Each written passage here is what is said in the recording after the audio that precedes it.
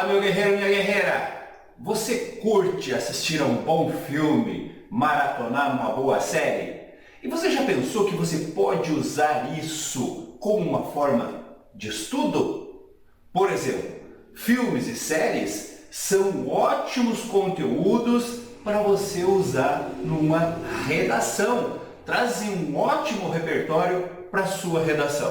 Aí você fala assim, professor, mas como que eu vou saber o que eu posso usar naquele filme, naquela série? Aí é que está a boa notícia. Nós estamos iniciando aqui no nosso canal uma série de vídeos onde nós vamos comentar alguns filmes, algumas séries, mostrando para você como que você pode usar isso na sua redação, como isso pode servir de repertório para a sua redação.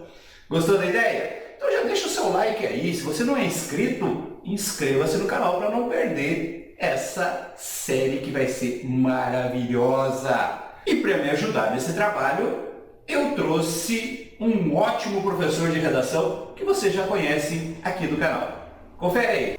Olá, eu sou o professor Vitor. Sabe aquele filme que você gostou muito e ficou pensando, nossa, como eu posso utilizá-lo em uma redação? Eu estou aqui para ajudar você nisso. E hoje vamos falar da série brasileira Cidade Invisível, sucesso Netflix. Em primeiro lugar, pessoal, vamos deixar uma coisa clara. Eu vou me esforçar muito para não dar nenhum spoiler. Então, se você ainda não viu a série, fique tranquilo, veja esse vídeo até o fim e quando acabar você pode se deliciar com essa nova aventura que a Netflix está proporcionando para a gente. Caso você já tenha visto, você sabe exatamente do que eu estou falando, né?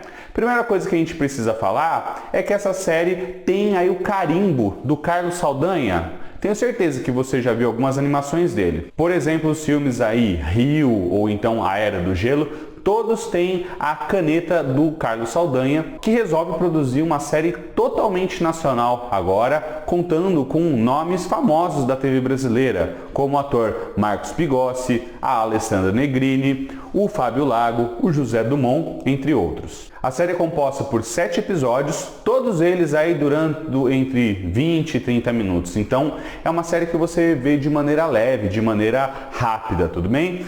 Às vezes, aquela maratonada no final de semana dá conta de você assistir tudo que ela oferece. Mas vamos lá, vamos partir para uma sinopse dessa série. Basicamente, a história tem como ponto de partida da trama uma queimada em uma floresta aí localizada ao lado da Vila da Toré, né? Uma comunidade de pescadores no Rio de Janeiro. Como o fogo tem uma origem suspeita, aparentemente criminosa, o policial Eric, que é o protagonista da história, junto com a sua parceira Márcia, começam a pesquisar, começam a se envolver mais com esse caso. Entretanto, o Eric tem uma motivação extra para atuar nesse caso.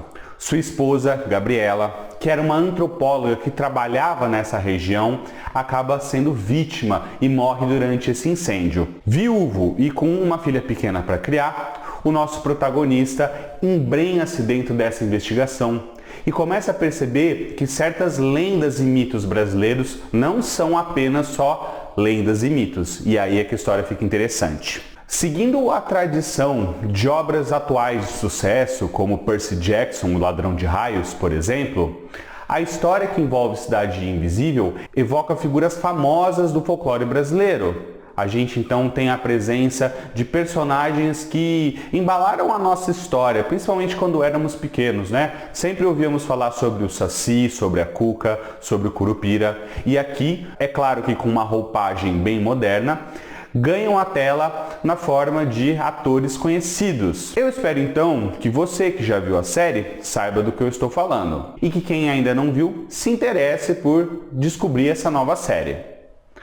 A questão agora então é pensar o seguinte: como que eu posso utilizar essa série dentro da minha redação? Quais aspectos ela tem que podem ser bem aproveitados no meu texto?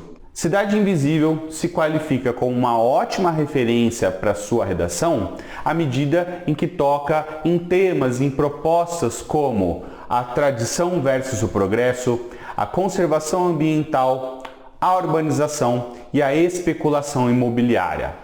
Mesmo que agindo como pano de fundo da história, Todas essas questões são muito bem desenvolvidas ao longo da trama e elas podem ser utilizadas como elementos que podem explicitar uma opinião que você esteja defendendo, que podem servir como exemplo de como a cultura hoje trata essas questões dentro do seu espaço. Ou seja, é um prato cheio para você trazer algo que você gosta junto com algo que você precisa, que é escrever um texto legal e passar no vestibular. Tudo bem? Vamos observar então como que a série traz isso, como que a série toca nesses temas. A série toca nesse ponto ao, por exemplo, incorporar na trama a luta de um grupo de pescadores que quer que a sua ilha, a sua região, seja reconhecida como uma área de proteção ambiental. E estão fazendo isso em grande parte porque existem empresas, na verdade existe uma grande empreiteira interessada em comprar aquela região e transformar o lugar em um resort, ok? Então, olha a crítica estabelecida aí dentro. Grandes incorporações que tentam dominar uma região de beleza exuberante e vão, obviamente, aí desenvolver atividades que vão abalar esse sistema natural intacto. Outro ponto interessante da série é quando eles pegam uma figura super famosa do folclore brasileiro, que é o Curupira, o defensor das matas, né? Uma figura forte, uma figura imponente, e acabam transformando ele em um sujeito decadente física e mentalmente, não é? Tudo isso acontecendo por quê? Porque dentro de um processo de urbanização que ocorre, ele é obrigado a sair da floresta e ir para a cidade. E isso traz danos, tanto físicos quanto mentais, no nosso personagem. Figuras imponentes do nosso folclore, ao longo da série, demonstram uma incrível fragilidade, porque elas estão vivendo num mundo onde as pessoas não mais acreditam naquilo que elas representam, né? É uma outra crítica estabelecida aí pela série ao mostrar que existe uma grande importância em preservar a memória e a cultura nacional. Tudo bem? Então, se você para e assiste a série com esse olhar um pouco mais crítico, você percebe que ela vai te dar várias oportunidades para discutir temas como esses que podem e devem ser trabalhados dentro de situações reais de prova, ok? A FUVEST de 2019, por exemplo, teve como tema a importância do passado para a compreensão do presente. E os textos motivadores nos apresentavam o seguinte cenário na abordagem da proposta.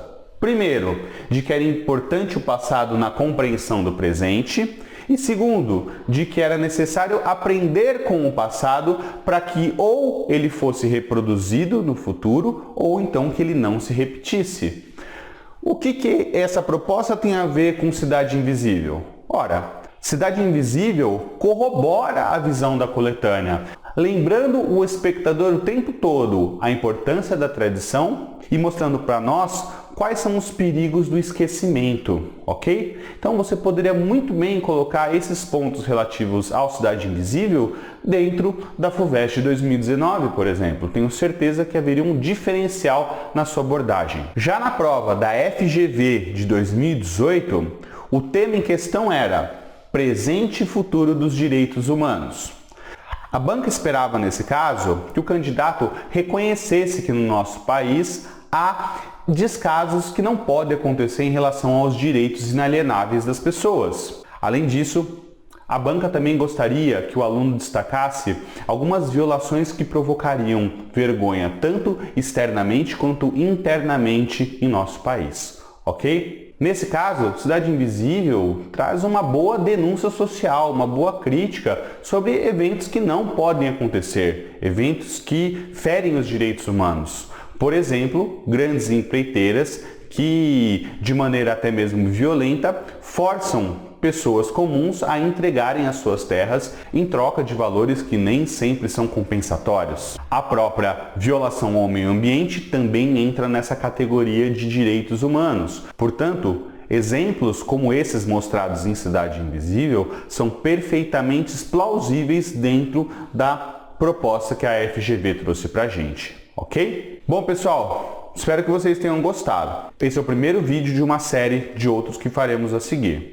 Por favor, comente aí embaixo, fala se você gostou, dê sugestões sobre outros filmes que vocês gostariam de ver analisados aqui nos nossos vídeos e divulguem isso aí. Um abraço e até mais!